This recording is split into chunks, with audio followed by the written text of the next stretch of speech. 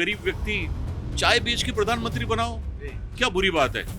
और कुछ तो पीढ़ी दर पीढ़ी प्रधानमंत्री चले आ रहे हो, घर बैठे हुए हैं, उनका क्या होगा। अब सनातन धर्म क्या आज पैदा हुआ है जिसके पीछे आप एक व्यक्ति ने कह दिया और दूसरे ने इसको इश्यू बना लिया। सदियों से सनातन धर्म चला आ रहा है, कोई नई चीज हो तो बता दो आप। पहली बात तो उदयपुर के जितने भी कांग्रेस पार्टी के लोग हैं वो आपस के अंदर परेशान है कि रांची और जमशेदपुर से एक आदमी हमारे पे आके हमें बोल रहा है कि ये काम करो। 25 तारीख को वो परेशान इस बात से होंगे कि मेरे पास में बूथ पे बैठने वाले लोग कहाँ चले गए। तो फतेह सागर झील पर हम मौजूद हैं और यहाँ पर शूट कर रहे थे, लोगों से बातचीत कर रहे थे। भाई साहब हैं यहाँ पर, ये अपनी दुकान यहाँ पर चलाते हैं, नाम भी बताऊंगा मैं, लेकिन ज़बरदस्ती बुलाकर कॉफ़ी थमा दी हाथ में, कहा कि कॉफ़ी पी कर जाइए। अब मैंने कहा चलो थोड़ी सी बातचीत भी कर लेते, ज़बरदस्ती कॉफ़ी पिला रहे तो। हालांकि हम चाय पी कर आए थे, भी दूसरी वीडियो में बताएंगे। बेवफा चाय वाला यहाँ पर था उदयपुर में, अब बेवफाई क्या हो गई उसके साथ ये अभी पता नहीं है, वीडियो में आपको पता चलेगा। लेकिन भाई साहब, इनको बालाजी नाम है और बाला भाई के नाम से उदयपुर शहर जानता है। और क्योंकि फतेह सागर झील पर लोग आते जाते रहते तो अच्छी खासी मुझे लगता है पहचान भी बनी हुई है। बालाजी ये बताइए, आप कब से लगा रहे दुकान में? ज़बरदस्ती कॉफ़ी पिलाने का क्या मकसद था आपका? मुझे आपको कॉफी पिलाने का कोई शौक नहीं, पर हमारी मेवाड़ की परंपरा करती है कि अतिथि देवो भव। आप खड़े काफी देर से इंटरव्यू ले रहे थे और आप बार बार इधर उधर सबका हाथ में कॉफी का गिलास देख रहे थे, मैंने कहा इनके हाथ में भी कॉफी का गिलास होना चाहिए।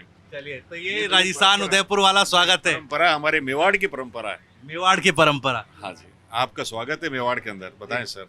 चलिए बताइए, थोड़ा सा बताइए मुझे इलाके के बारे में। मैं तो पहली बार आया हूँ और टूरिस्ट बड़ा आ रहा है, और इतनी भीड़ रहती है, ज़्यादा कम होती है, क्या रहता है? यहाँ पर पाँव रखने की जगह नहीं होती है। मैं टूरिज्म से जुड़ा हूँ 1973 से। आज मुझे टूरिज्म जुड़े हुए करीबन 40-42 साल हो गए हैं। और बेसिकली मैं एक होटल वाले का बेटा हूँ। मेरे पिताजी चाय बेचते थे, मैं अपने बेटे के साथ कॉफ़ी बेचता हूँ। और यहाँ पर टूरिज्म ही सारा सब कुछ टूरिज्म पे डिपेंड करता है। आप तो चाय से कॉफ़ी पर आ गए, लेकिन इस देश की सियासत तो चाय पर ही चल रही है आजकल।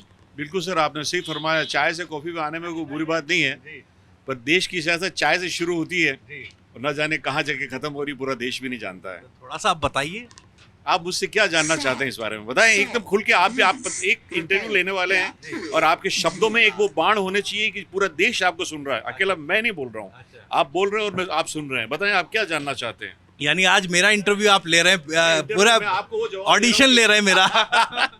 देखिए सर, चाय ने पूरे देश को हिला दिया। आप ले दे के वहां पहुंच गए जहां आप और हम, पूरा देश सुन रहा है और ये जानने की कोशिश कर रहा है कि ले दे के चाय का मतलब सिर्फ मोदी साहब ही नहीं होते हैं। पर एक व्यक्ति ने अगर चाय बेच के अगर देश का प्रधानमंत्री बनता है तो हमारे देश को सीखना चाहिए। सर, एक मैं मोटिवेशन के अंदर मैं बहुत कुछ पढ़ता रहता हूँ, तो क्या ये ठीक नहीं है एक गरीब व्यक्ति चाय बेच के प्रधानमंत्री बनाओ, क्या बुरी बात है। और कुछ तो पीढ़ी दर पीढ़ी प्रधानमंत्री चले आ रहे हो, घर बैठे हुए हैं, उनका क्या होगा। तो उनको इस बात की हमेशा नाना करके भी एक मन में कटुता तो है कि यार एक चाय वाला क्यों बना। क्या ये देश के अंदर आपको और मुझे अधिकार नहीं है अच्छा आदमी बनने का या किसी ऊंचाई पे पहुंचने का? अगर नहीं है तो आज हमारे इस क्षेत्र के जितने भी आदिवासी बड़ी बड़ी पोस्ट पे हैं, हाँ, तो क्या उनको अधिकार नहीं अच्छी जगह बैठ के कुछ बात करने का? होना चाहिए। चलिए ठीक है, आपने कहा देश एक जो है चाय बेचकर पूरा देश हिला रहा है और आप हमें कॉफी पिलाकर हमें हिला दे रहे हैं। ये अपना अपना व्यवसाय है। मेरे पिताजी चाय बेचते थे, तो वो चाय बेच के प्रधानमंत्री बन सकते हैं, तो मैं चाय बेच के कॉफी वाला क्यों नहीं बन सकता हूँ? नहीं, बिल्कुल बिल्कुल बन सकते हैं आप। मुझे बताइए थोड़ा सा माहौल क्या है? अब लोगों से बातचीत होती रहती है, यहाँ तो बड़े लोग आते हैं, तो माहौल क्या लग रहा है? देखिए सर, इस बार इस लोकतंत्र के इस चुनाव के अंदर जो होने जा रहा है, जो आज तक नहीं हुआ, व्यक्ति विशेष को टिप्पणी करना बहुत आसान है, सामाजिक रूप से टिप्पणी करना बहुत गलत है। यहाँ पर सामाजिक टिप्पणियाँ इतनी होती है, व्यक्ति विशेष टिप्पणी। आप एक कैंडिडेट दूसरे कैंडिडेट को किसी प्रकार से कोसता है, 5 साल के बाद 2 दिन बाद दोस्ती हो जाएगी चुनाव के नतीजे आने के पश्चात। पर आज जो माहौल है इस देश का, वो माहौल वो नहीं है जो चुनाव का माहौल है। अब तो थोड़ा सा मुझे बताइए, जो आप कह रहे हैं व्यक्तिगत टिप्पणी, थोड़ा सा खुलकर बताइए ना। 2 दिन पहले मैं किसी का इंटरव्यू देख रहा था, तो उस इंटरव्यू के अंदर मैं ये देख रहा था कि हमारे कांग्रेस के एक बहुत ही प्रोफेसर कैंडिडेट हैं। अब प्रोफेसर नाम आने के बाद ऐसा लगता है कि भाई सबको पढ़ा है। सीधे बोलिए सर, वल्लभ जी की बात कर रहे हैं। प्रोफेसर एक ही होगा, तो 5 ट्रिलियन में 0 गिनवा दिए तो उन्होंने याद होगा। 12 अक्षर 12 बिंदी पूछ ली थी। वो तो क्या है कि देखिए हर आदमी का सब्जेक्ट है। किसी बच्चे से बिंदी पूछो 1 लाख में कितनी बिंदी लगती है, थोड़ी देर सोचने लग जाता है बेचारे को, लगाना पड़ता है। तो 12 बिंदी 1 बिलियन में है, तो उससे कोई बड़ी बात नहीं है। ये कोई ऐसा प्रश्न नहीं है कि आप उस व्यक्ति से पूछ रहे हो, किसी व्यापारी बनिए से पूछो ना, वो बता देगा 100 बिंदी में कितने पैसे किए जाते हैं। और दूसरी बात ये है कि किसी व्यक्ति को जैसे 3 दिन पहले उन्होंने कहा हम सनातनी, हमसे नहीं तनातनी। अब सनातन धर्म क्या आज पैदा हुआ है जिसके पीछे आप एक व्यक्ति ने कह दिया और दूसरे ने इसको इश्यू बना लिया? सदियों से सनातन धर्म चला आ रहा है, कोई नई चीज हो तो बता दो आप। महाभारत काल से, रामायण काल से सनातन धर्म चला आ रहा है, भगवान राम के समय से चल रहा है। ये सनातन जो अक्षर लिखा हुआ संस्कृत के अंदर, हिंदी में न जाने बचपन से हमने कितनी बार पढ़ लिया, उसको मुद्दा आज क्यों बनाया जा रहा है? क्या कारण है? क्यों एक सनातनी है दूसरा नहीं है, तभी तो मुद्दा बनाया जा रहा है ना। अगर एक आदमी अपने आप को सनातनी समझ रहा, दूसरा बोलता है कि मैं सनातनी, वो बोले मैं सनातनी, वो तो उसके नाम के पीछे लिखा हुआ कौन सनातनी, जरूरत क्या बता। तो ये तो बीजेपी वाले भी बड़े करते हैं, दूसरी पार्टियों वाले भी करते हैं, पार्टी- दिल्ली वाले भी करने लग गए। आज हर पार्टी आप इसका मतलब ये होगा कि सनातन धर्म को उन्होंने इश्यू बना के कि सनातन धर्म वाले हमें वोट दे, तो इसका महत्व सनातन धर्म का बढ़ा दिया गया। महत्व तो सदियों से चला आ रहा था। आज एक व्यक्ति का नाम लेके उसको आप किसी ऊंचाई पे लेके चले गए। आज तक इस चीज की चर्चा कभी हुई हो तो बता दो, 5 साल पहले सनातन धर्म की कभी नहीं हुई है। बस एक आदमी ने इश्यू बना लिया कि तुम सनातनी और हम लोग ऐसे रहेंगे। ये ठीक नहीं है। हर आदमी के साथ अपना धर्म है और अपने धर्म के साथ वो अपना कार्य कर रहा है, उसमें क्या बुरी बात है? गौरव वल्लभ को आप पूरा जवाब ऐसे दे रहे हैं जैसे उनकी अभी प्रेस कॉन्फ्रेंस और तमाम मीडिया में वो बाइट देते हैं, ऐसा लग रहा है तो यहाँ से जवाब लिख कर जाता है। देखिए साहब, अगर कोई आदमी राष्ट्रीय प्रवक्ता बन जाता है, इसका अर्थात ये नहीं कि उसके हर शब्द सही हो। क्या आपको लगता है कि राष्ट्रीय प्रवक्ता का अर्थात ये हुआ कि आपके हर शब्दों पे मोहर लग गई, you are the right person of this thing? Never, कभी भी नहीं हो सकता है। आपके सामने कोई भी कैंडिडेट भारत का कहीं भी बात कर सकता है, ठीक है, आपकी एक शिक्षा उच्च श्रेणी तक है, आप ज़्यादा पढ़े लिखे हैं, उससे ज़्यादा पढ़े लिखे भी भारत के अंदर है जो आपको बैठ के आराम से जवाब दे सकते हैं। मैं किसी व्यक्ति विशेष की टिप्पणी नहीं कर रहा हूँ। वल्लभ साहब बहुत अच्छे आदमी हो सकते हैं। क्या ऐसा लगता है कि उनकी पढ़ाई के बाद कोई पढ़ाई बाकी नहीं रही हो? क्या अंतिम शिक्षा प्राप्त करने के बाद वो प्रोफेसर बन गए? नहीं हो सकता है सर। इस भारत के अंदर बहुत सारे पढ़े लिखे लोग हैं। हम भी तो ढाबा चला रहे हैं पढ़ लिखने के बाद, कौन सी नौकरी कर रहे हैं? व्यापारी मैं मिला आज उनसे, मेरी बातचीत हुई, मैंने लिया इंटरव्यू उनका। वो तो बड़ा विजन दिखा रहे हैं, व्यापारियों के मुद्दे, ट्रैफिक का मुद्दा यहाँ पर है और उनकी बात कर रहे हैं। और देखिए मैं तो सर, जो बात मैं अभी आपके टीवी को बताऊंगा तो ये सारे लोग है ना अपने आपस के अंदर है ना जो इनकी चल रही है। पहली बात तो उदयपुर के जितने भी कांग्रेस पार्टी के लोग हैं वो आपस के अंदर परेशान है कि रांची और जमशेदपुर से एक आदमी हमारे पे आके हमें बोल रहा है कि ये काम करो, तो हमने यहाँ पर अपनी जिंदगी निकाल दी पार्टी के कार्य करते हो, हमारा क्या होगा? आने वाले लोकसभा के अंदर तुम किसी पवन खेड़ा को ले आओगे? तो लोकल जो बेचारे हैं जिन्होंने आज हम भी ये कहते हैं हम वोट किसको देंगे, ये आपके लोग आंकलन लगा लेंगे, पर क्या ये सच नहीं है कि यहाँ का एक व्यक्ति जो लोकल जो सभी को जानता है और सब उसको जानते हो, वो कैंडिडेट होना चाहिए? पिछले चुनाव के अंदर मैं किसी बहुत अच्छे सज्जन आदमी के साथ बैठा था जो पार्टी का वरिष्ठ कार्यकर्ताओं में से एक है। मुझे एक चीज़ और बताइएगा, मैं उस पर आऊँगा।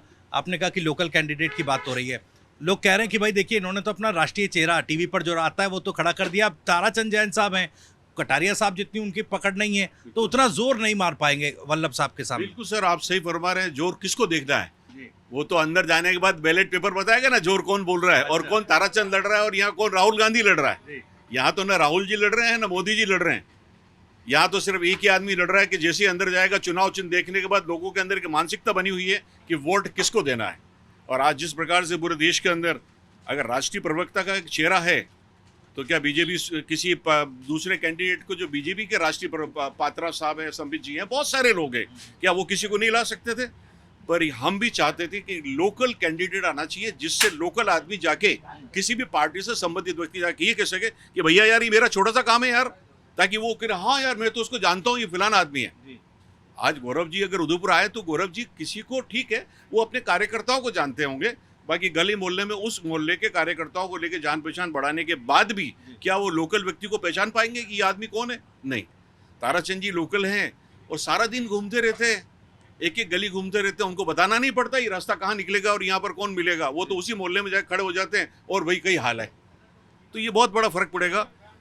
आपकी इस अच्छे टीवी के माध्यम से चुनाव आने से पहले मैं बताना चाहूँगा आप सभी लोगों को, अगर ये सारी चीज़ें जनता तक पहुँचेगी तो वो लोग बोल रहे हैं कांग्रेस के कि हम लोग बूथ के लिए आदमी कहाँ से लेके आएंगे, पहले तैयारी कर लो, पिछली बार बूथ के लिए आदमी नहीं मिले थे। सबसे बड़ी समस्या तो ये हो जाएगी क्योंकि यहाँ के जितने भी कार्यकर्ता हैं उनके मन में कहीं ना कहीं किसी न किसी प्रकार की एक ये तो है कि नहीं यार हम यहाँ रह गए इतने सालों, और हमें भी इस बात का दुख है। अच्छा, मुझे थोड़ा सा एक चीज़ और बताइए।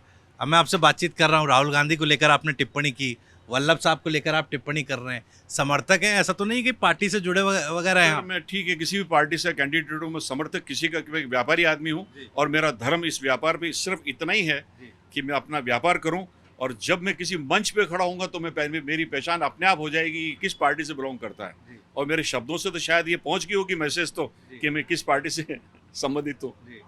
मैं किसी का कम आंकलन नहीं करना चाहता हूँ, पर देश के लिए जस्टिफाइज तो होना चाहिए कुछ भी हो। मतलब कांग्रेस पार्टी जस्टिफाई नहीं कर पा रही है? देखिए, ये तो मैं नहीं कह रहा हूँ, ये तो आप खुद कह रहे हो। अगर 400 सीटों से 40 पे आ गए तो जस्टिफाइज होते, तो देश के बाहर थोड़ी होते। अच्छा, इस बार गहलोत साहब कह रहे, देखिए इस बार रिपीट करें। गहलोत साहब सच में एक जादूगर है। मैं उनको सलाह इसलिए करता हूँ कि वो जब भी यहाँ पधारते हैं ना तो गाड़ी रोक के मिलते हैं, तो हम गदगद हो जाते हैं, यार एक मुख्यमंत्री गाड़ी रोक के हमसे मिल रहा है, हा? तो उनके प्रति तो हमारे मन में बहुत सम्मान है, इसमें कोई दो राय नहीं। वो नारा बना था पिछली बार, एक वो रिवर्स हो रहा है क्या?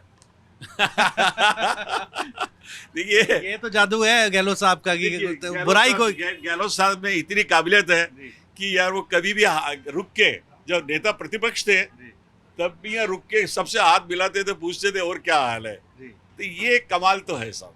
चलिए ठीक है सर, आपकी व्यापारी हैं आप, और यहाँ पर सबसे मुलाकात आपकी होती है, सबसे बातचीत भी होती है। संरक्षक हूँ जी। हम लोग ये करीबन 30-35 दुकान है। ये सारी दुकानें हमारे महाराणा प्रताप स्मारक समिति, जिनके अध्यक्ष महाराज कुंवर साहब उदयपुर श्री लक्ष्मणराज सिंह जी हैं, ये सारी दुकानें मोती मगरी की है, और मैं इस बाजार का संरक्षक हूँ सबसे बड़ी उम्र होने के नाते। तो मेरी ड्यूटी बनती है कि मैं जो भी मैसेज आप तक पहुँचाऊँ तो उसमें एक ऐसी चीज़ वजन होना चाहिए कि कोई चीज़ डावाडोल ना हो। बिल्कुल। आज देखिए, गौरव वल्लभ जी के साथ मैंने बातचीत की, उन्होंने कुछ बात रखी, सवालों के जवाब भी दिए, लेकिन उनकी बात का जवाब आज, क्योंकि पहले गौरव वल्लभ जी का वीडियो आएगा TV9 राजस्थान पर, आप देखिएगा, उसके बाद उनके सवालों पर जो उन्होंने मुद्दे उठाए, जवाब बाला भाई साहब का है, वो भी हम आपको दिखाएंगे।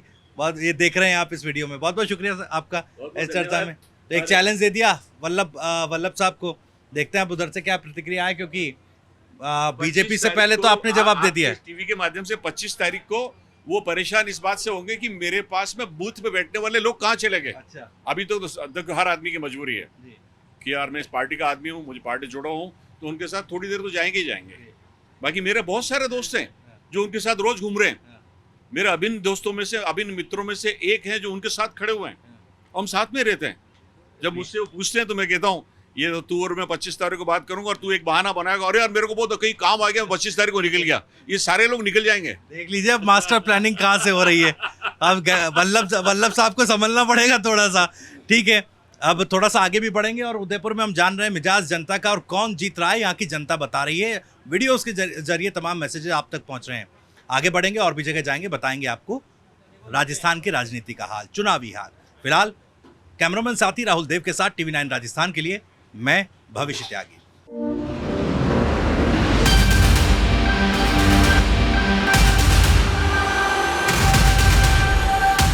I really like it, yeah. Stabiliser का खर्चा? टॉप एंड एलईडी टीवी है, स्टेबलाइजर की जरूरत ही नहीं है। अच्छा फिर तो उसकी जरूरत पड़ेगी। इतनी महंगी टीवी लेकर स्टेबलाइजर नहीं लोगे तो फिर प्रार्थना की जरूरत तो पड़ेगी ही ना। सिर्फ एक फ्लक्चुएशन आपकी महंगी एलईडी टीवी के पार्ट्स को डैमेज कर सकता है। उसे सुरक्षित रखें V-Guard स्टेबलाइजर के साथ। V-Guard, India's number 1 stabiliser. Car garage network great, claim cover great, price wait वाह, प्राइस भी great. Tata AIG car insurance, trusted नाम, फैंटास्टिक नाम।